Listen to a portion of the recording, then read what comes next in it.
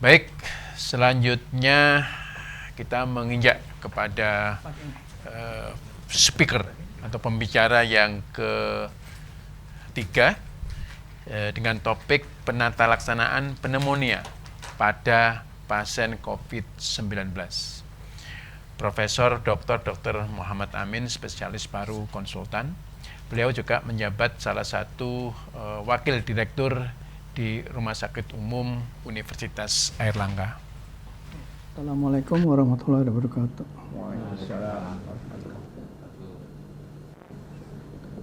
Ibu dan Bapak sekalian, kita bicara tentang pneumonia pada COVID. Ada kondisi-kondisi khusus yang harus kita perhatikan karena kondisi yang ini terutama pada usia lanjut itu akan rentan terjadinya pneumonia. Antara lain adalah komorbid, imunitas yang jelek, frailty, kesulitan untuk batuk, dan kesulitan untuk clearance dari sekret. Dan seringkali pada usia lanjut ini cenderung untuk pneumonia lebih berat kalau dibandingkan dengan yang lebih muda. Ini adalah kondisi-kondisi khusus yang harus kita perhatikan semua karena ini akan menyangkut pada penata laksanaannya. Pada umumnya ya, bukan COVID, kalau infeksi pneumonia itu paruhnya karena virus. Dan umumnya pneumonia virus ini agak lebih ringan daripada kalau pneumonia bakterial. Akan tetapi kalau seseorang terkena infeksi virus, maka bakteri akan mudah masuk sehingga timbul suatu infeksi sekunder dengan gabungan infeksi antara virus dan bakteri. Oleh karena itu pada COVID ini, meskipun belum ada infeksi bakterial, tapi kita tetap harus waspada bahwa kemungkinan pada kondisi tertentu pasien ini bisa terjadi suatu pneumonia yang akan memberatkan kalau sudah terjadi suatu multi infeksi seperti ini. Kadang-kadang pada usia lanjut akan sulit kita kalau hanya diagnosa klinis. Tanda-tanda kadang-kadang tidak menunjukkan yang berarti. Misalnya panas, seringkali pada orang-orang usia lanjut itu mungkin tidak terlalu jelas panas ya. Batuk mungkin juga tidak terlalu. Nah, satu tanda yang penting kalau pada suatu pneumonia kalau onsetnya cepat, maka itu menandakan prognosisnya akan jadi jelek. Jadi hati-hati kalau ada pneumonia yang terjadi dalam waktu yang pendek, maka kemungkinan prognosanya akan jelek. Dan kalau pada COVID kemudian ada tertimpa dengan bakterial, maka pneumonia akan jadi lebih berat.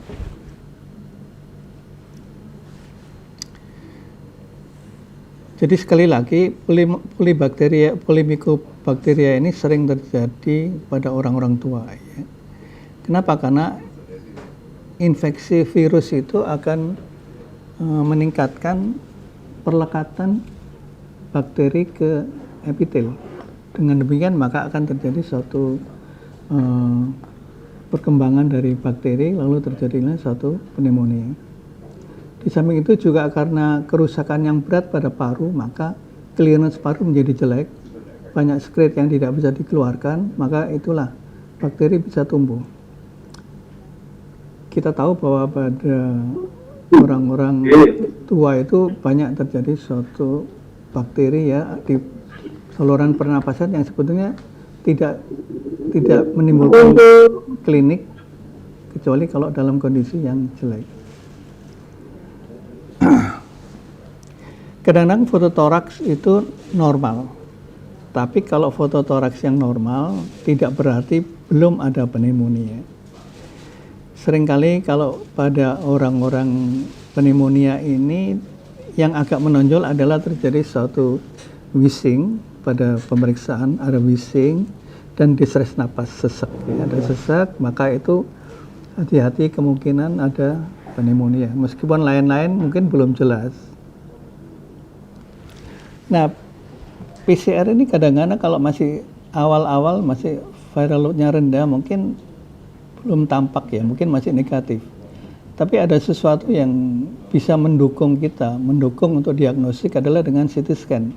Kalau ada ya. Jadi memang kalau di Wuhan itu tidak pakai thorax photo tapi langsung di CT scan.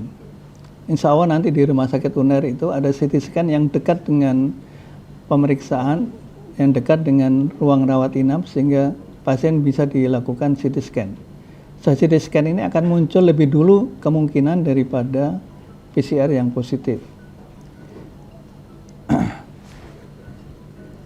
CT scan ini bisa muncul dalam waktu 3 hari setelah pasien ada simptom.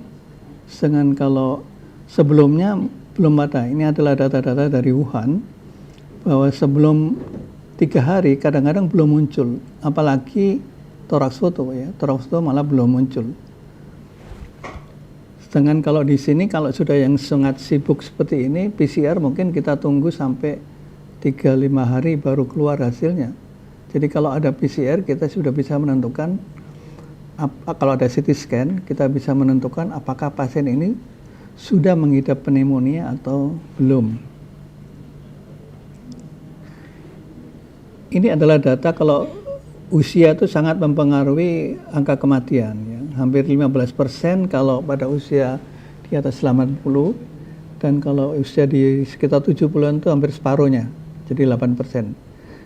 Meskipun sedikit, tapi anak-anak muda itu juga bisa terjadi pneumonia yang menimbulkan kematian.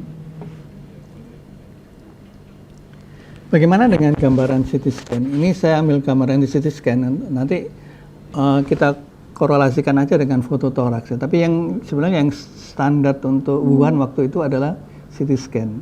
CT scan ini memang variasinya sangat lebar ya, dari yang ringan sampai yang berat. Tapi dari beberapa kasus yang positif, itu yang pasti adalah yang lebih banyak menunjukkan tanda-tanda adalah ada GGO, yaitu ground glass opacity. Jadi ini GGO ini khas untuk COVID tersebar. Distribusinya sampai ke perifer dan kadang-kadang di subplera. Jadi GGO ini adalah tanda yang penting pada CT scan. Kemudian pada COVID ini tidak satu lupus. Kalau pada pneumonia biasanya satu lupus ya, lobar pneumonia. Tetapi pada COVID tidak.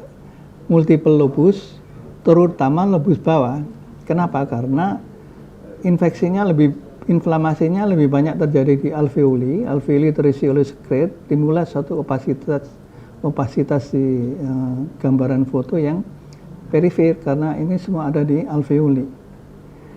Kemudian disertai juga dalam kondisi yang berat terjadi konsolidasi, ya, pemadatan konsolidasi, sehingga kadang-kadang GGO ini agak tertutup oleh konsolidasi.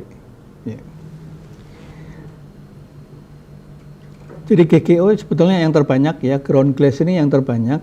Kemudian di kedua adalah bilateral dari 2 paru, dan yang ketiga adalah perifer, lebih banyak ke perifer, dengan konsolidasi lebih sedikit. Karena konsolidasi ini menunjukkan pasien ini akan menjadi suatu pneumonia yang berat. Kalau kriterianya klinis seperti tadi dikatakan adalah panas, batuk, takikardi, saturasi menurun, dan juga kita perlu waktu kontaknya. Ini yang saya katakan tadi, yang foto toraks yang kiri atau kanan itu adalah di situ ada ground glass, jadi perifer hampir nempel di dinding toraks itu, dan itu di kedua paru, dan ini di CT scan agak lebih jelas. Jadi di kedua paru. Nah ini adalah ground glass pada COVID. Nah yang bawah itu sudah terjadi konsolidasi. Kalau orang sudah terjadi yang bawah itu, maka prognosanya akan menjadi jelek. Kalau terjadi satu konsolidasi di paru itu terutama di perifer ya. Nah apa perbedaan yang bermakna di sini? Ini ada tabel, tapi ini saya tulis yang sebelah kanan itu yang positif saja. Kalau di sentral, maka COVID lebih jarang dibandingkan dengan non-COVID. Jadi kalau kelainan itu lokasinya di sentral, itu lebih banyak non-COVID, ya mungkin bakterial lah gitu. Kalau di perifer, maka COVID lebih banyak. Jadi ini yang bermakna, dari sekian banyak data-data ini yang bermakna adalah yang saya tulis di sebelah kanan itu. Kalau ada dua sentral dan perifer, maka COVID lebih sedikit dibandingkan dengan non-COVID. Kalau ada GGO, maka ini yang angka kemaknaannya lebih besar, lebih kecil, itu GGO lebih banyak terdapat pada COVID dibandingkan non-COVID. Bagaimana dengan kliniknya? Ini adalah data yang pasien-pasien yang dirawat waktu itu. Ini data dari Wuhan ya. Leukosit kebanyakan COVID normal ya, kebanyakan normal. Kalau tinggi itu kebanyakan non-COVID. Limfosit seperti tadi dikatakan lebih banyak yang normal pada COVID. Komorbid lebih banyak pada COVID ya. COVID lebih banyak komorbid dibandingkan dengan bakterial. Lalu keparahan, sebetulnya keparahan pada COVID ini asal tidak ada secondary infeksi itu lebih banyak medium gitu, sedang, tidak terlalu berat sekali. Kecuali kalau ini sudah terpapar dengan bakterial, maka keparahan akan menjadi lebih berat. Jadi ini derajat keparahannya sebenarnya tergantung pada apa gambaran CT scan. Kalau konsolidasi sudah ada, maka angka kematiannya lebih tinggi.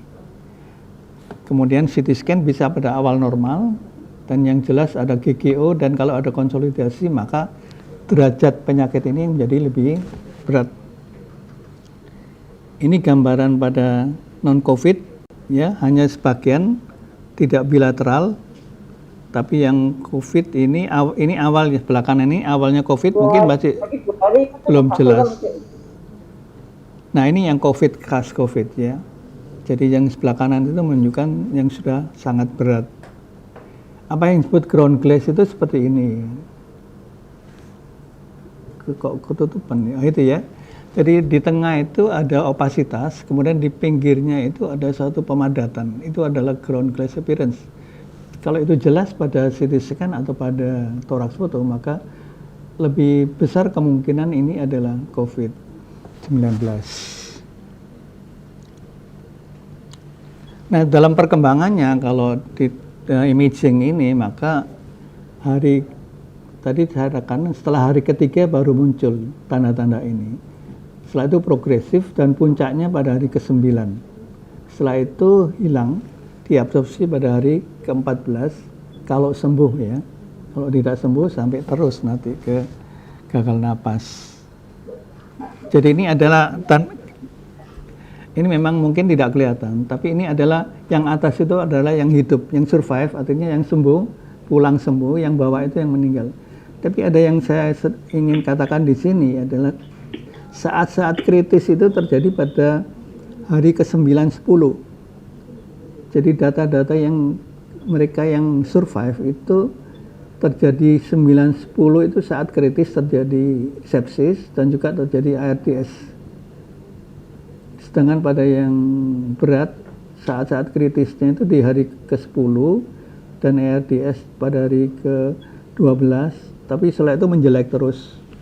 Ya, jadi kalau kita nanti merawat pasien, kalau sudah 1 minggu membaik atau tidak ada tanda-tanda, kita tetap harus waspada ya. Karena hari ke-9 atau hari ke-10 itu saat-saat kritis akan jatuh ke suatu kondisi sepsis atau mungkin ARDS yang meskipun yang sembuh juga kemungkinan bisa terjadi pada saat-saat yang kritis tadi ya.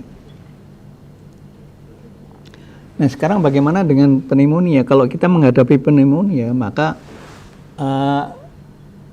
kita harus juga mewaspadai yang lain karena pada pneumonia ini sering terjadi akan terjadi suatu ARDS, akan terjadi suatu sepsis, shock septic. Dan juga kita harus memperhatikan komorbidnya apa. Karena komorbid ini tentunya harus diobati juga ya. Selama ada komorbid misalnya diabetes misalnya, itu kalau tidak distabilkan ya akan memperberat pneumonianya. Nah saya tidak akan membicarakan ARDS kan, nanti Prof. Rita akan bicara tentang gagal napas atau kesulitan napas atau hipoksia dan sebagainya. Bagaimana dengan tanda-tanda ciri-ciri kalau ada sepsis? Kita ambil saja suatu kuesioner ya, atau suatu format dari SOFA, Sequential Organ Failure Assessment ya. Ada enam poin di sini yang harus diperhatikan adalah respirasi. Jadi tekanan arteri O2 dan fraksi inspirasi oksigen itu menandakan adanya ARDS apa tidak. Kalau di atas 300 berarti mungkin masih normal. Jadi itu penting untuk tidak saja klinis bahwa respiration rate-nya meningkat, tapi juga tanda-tanda laboratorium yang menunjukkan adanya ARDS di sini. Kemudian yang lain ada koagulasi, tadi kan disebut trombositnya menurun, koagulasi penting. Ada gangguan pada liver, dilihat pada bilirubinnya, gangguan pada kardiovaskuler, mean arterial pressure-nya berapa, lebih dari 65 atau kurang, kemudian GCS-nya berapa, central nervous system-nya, dan ginjal. Jadi Anda kalau merawat pneumonia maka periksalah ke-6 indikator ini untuk menyatakan dia pada sampai tingkat yang keparahan yang seberapa. Kalau menurut daftar ini, maka kalau lebih dari 2 poin itu sudah masuk ke dalam indikasi sepsis ya. Jadi tadi kan respirasi, koagulasi, liver, kardiovaskuler, CNS, renal, dan itu ada skornya masing-masing. Tinggal melihat saja skornya dia masuk kemana. Kalau lebih dari 2, anggaplah itu sudah bisa didiagnosis sebagai satu sepsis. Tapi ada quick SOFA. Jadi saya di sini ada quick SOFA itu hanya beberapa. Kalau Anda sibuk, ini adalah quick SOFA. Jadi kalau tekanan darahnya menurun, kemudian respiration rate-nya meningkat, dan GCS-nya kurang dari 14. Ini satu sudah bisa dikatakan ini adalah kita sudah curiga ini suatu sepsis ya. Tapi yang lebih lengkap dengan SOFA yang lengkap, ini kita ingin awal melihat ada sepsis apa enggak, kita lihat quick SOFA ini lebih cepat. Nah, kalau shock definisi di sini adalah hipotensi yang persisten setelah volume cairan diresusitasi. Kalau kita sudah mengusahakan resusitasi cairan, tapi tetap hipotensi, maka itu sudah dianggap sebagai suatu shock septik. Apalagi kalau sudah diperlukan vasopresor ya. Vasopresor ini diperlukan untuk mempertahankan MAP lebih dari 65. Kalau tetap tidak bisa mencapai itu, maka ini adalah shock septik. Kalau ada pemeriksaan laktat bisa juga, tapi kalau tidak ada ya sudah pakai MAP aja.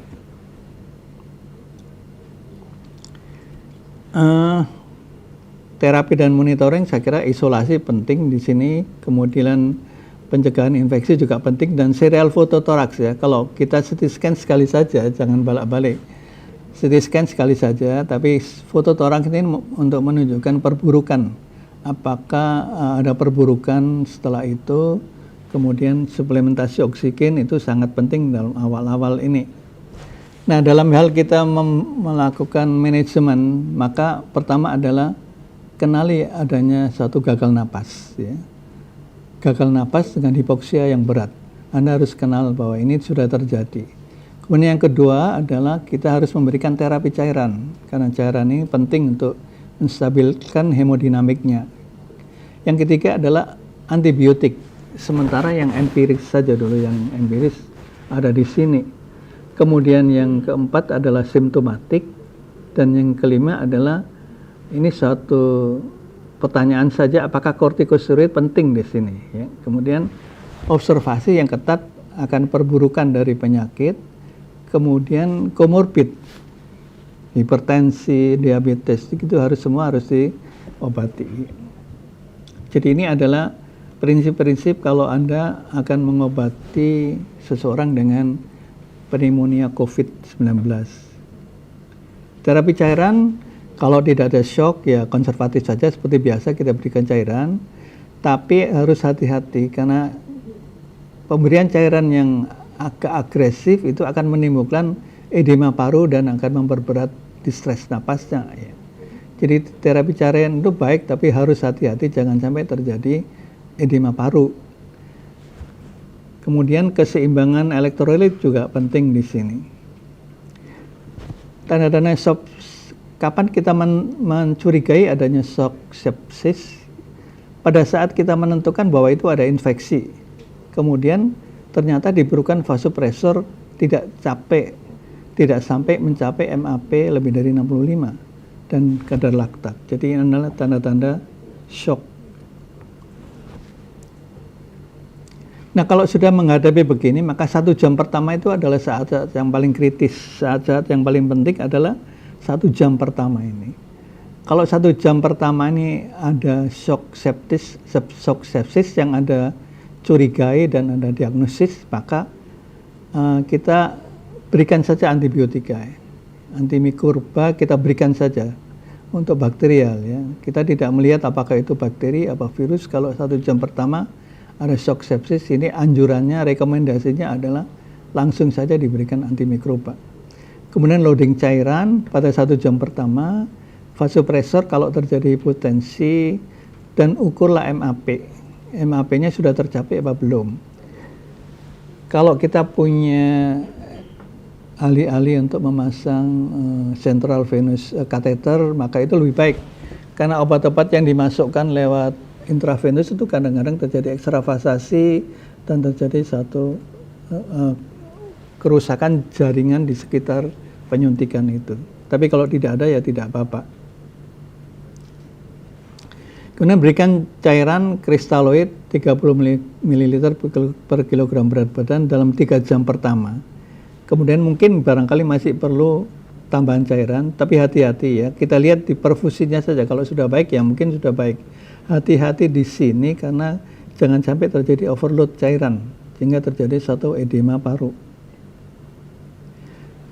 Targetnya adalah perfusi MAP, kemudian output urina 0,5 ml per kilogram berat badan per jam, dan capillary refill time ini mungkin yang gampang ya, Anda pijat saja di kukunya itu, lalu sekitar 5 detik cepat dilepaskan. Kalau dia kembali lagi merah lagi berarti itu kurang dari 2 detik, berarti memang refillnya baik. Jadi itu satu tanda perfusi yang baik. Kemudian tingkat kesadaran perhatikan, dan kalau ada laktat diperiksalah laktatnya. Resusitasi cairan baik pakai normal salin atau pakai piset yang 0,5 ya, kemudian pakai riger laktat, tapi jangan memakai cairan kristaloid yang hipotonik ya. Albumin tidak direkomendasi untuk pasien-pasien yang survive, itu memang tidak memakai albumin. Hati-hati, resusitasi cairan akan menyebabkan overload volume dan terjadi satu gagal respirasi. Apabila loading cairan tidak merespon dan ada tanda-tanda overload, maka kurangi atau mungkin dihentikan dulu lah cairan ini. Kemudian kita perlu juga vasopresor kalau terjadi shock menetap setelah resusitasi cairan. Kalau sudah dilakukan dengan baik tapi tetap pasien dalam kondisi shock, maka tentunya butuh vasopresor ya. Bisa NE, norepinefrin, epinefrin, vasopressin, dopamin, tapi targetnya tetap ya, MAP adalah lebih dari 65 mm/Hg. Vasopresor yang aman memang harus pakai CVC ya, central venous catheter, tapi kemungkinan tidak semua rumah sakit ada, maka kita pakai batasan MAP aja. Nah, kalau di tempat itu terjadi nekrosis, maka pemberian yang intravenous tempat suntikan itu harus di stop. Ini mengenai pemberian vasopresor, epinefrin, norepinefrin dulu, baru epinefrin ya. Nah, bagaimana dengan antibiotika? Memang antibiotika ini ditujukan untuk infeksi yang bakterial ya. Jadi kalau memang misalnya ada superinfeksi dengan bakterial, maka diberikanlah antibiotika. Ini kalau tidak kelihatan, ini saya besarkan di sini.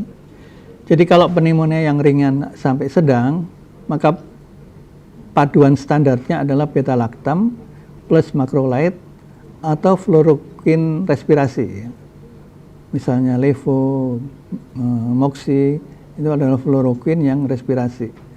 Kemudian kalau disertai ada MRSA, methicillin resistant Staphylococcus aureus, maka tambahkanlah vancomycin. Di samping itu kultur ya. Kalau sudah begini dikultur saja, nanti kita lihat apa sensitivitasnya. Kemudian kalau terdapat Pseudomonas, maka tambahlah Piperacillin tazobactam dan juga dikultur. Jadi supaya kita nanti ada panduan untuk memberikan antibiotik yang sensitif ya. Kalau seseorang itu pernah masuk rumah sakit dan pernah mendapat antibiotika karena pneumonia dan juga ada risiko MRSA, maka kultur dulu lah. Kalau positif MRSA ya ditambahi vancomycin. Kalau pernah MRSA dan ada risiko Pseudomonas, maka ditambahkanlah obat-obat Pseudomonas, tapi dikultur dulu ya. Nah, kalau berat, maka paduan standarnya tetap beta-lactam macrolide atau beta-lactam ditambah chloroquine. Chloroquine respirasi plus beta-lactam. Kalau ada MRSA, sama ditambah vancomycin, Pseudomonas, ditambah Piperacillin tazobactam. Kalau pernah MRS juga sama ditambah yang ada Pseudomonas. Ini dosis-dosisnya ada di sini semua. Kemudian simptomatik, ya kalau panas diberi antibiotik seperti biasa. Obat batuk tidak usah terlalu kuat-kuat ya, karena itu memang diperlukan untuk mengeluarkan sekret ya. Kalau terlalu keras diberikan antitusif yang terlalu keras, maka pasien tidak akan bisa mengeluarkan sekret dengan baik, sehingga akan terjadi suatu penumpukan sekret. Nah, ini kortikosteroid tidak rutin, bahkan tidak direkomendasi untuk pemberian pada infeksi viral maupun pada COVID ya. Dulu pengalaman pada SARS, kortikosteroid tidak ada manfaatnya. Juga pengalaman pada MERS juga sistemik kortikosteroid tidak punya efek mempengaruhi angka kematian. Jadi kesimpulan, kalau tidak perlu sekali mungkin tidak perlu diberikan steroid, kecuali jika ada komorbid ya. Misalnya ada komorbid PPOK yang eksacerbasi dengan COVID, maka kortikosteroid mungkin perlu diberikan. Jadi kalau tidak ada alasan lain, kortikosteroid sebaiknya tidak digunakan. Observasi yang ketat, tanda-tanda perburukan, kegagalan respirasi, dan sepsis. Kemudian komorbid harus diobati dengan baik ya.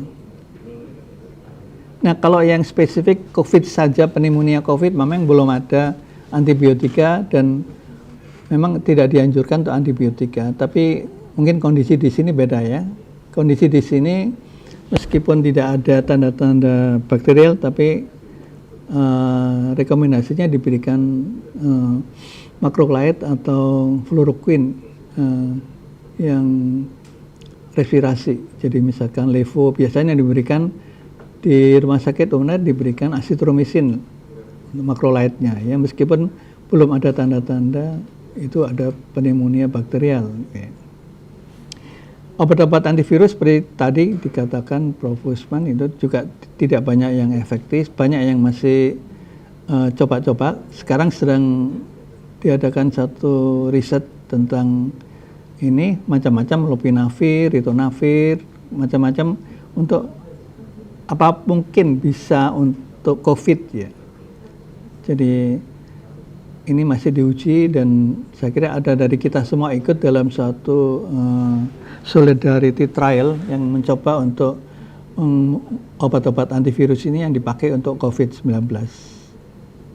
Komplikasi, nah kalau ada ventilator diusahakan untuk supaya tidak terjadi pneumonia akibat ventilatornya itu sendiri ya. Mengurangi tromboemboli, kemudian mengurangi infeksi sepsis ya masuk ke darah. Mungkin kadang kalau ada pasien-pasien yang usia lanjut dengan kateter, hati-hati dengan infeksi yang mungkin infeksinya di saluran urogenital, tapi kemungkinan bisa terjadi satu sepsis di sini. Dikubitis juga stres ulcer, kemudian ICU Saya kira itu dari saya, Prof. Budi. Wabillahi taufiq wal hidayah. Wassalamualaikum warahmatullahi wabarakatuh.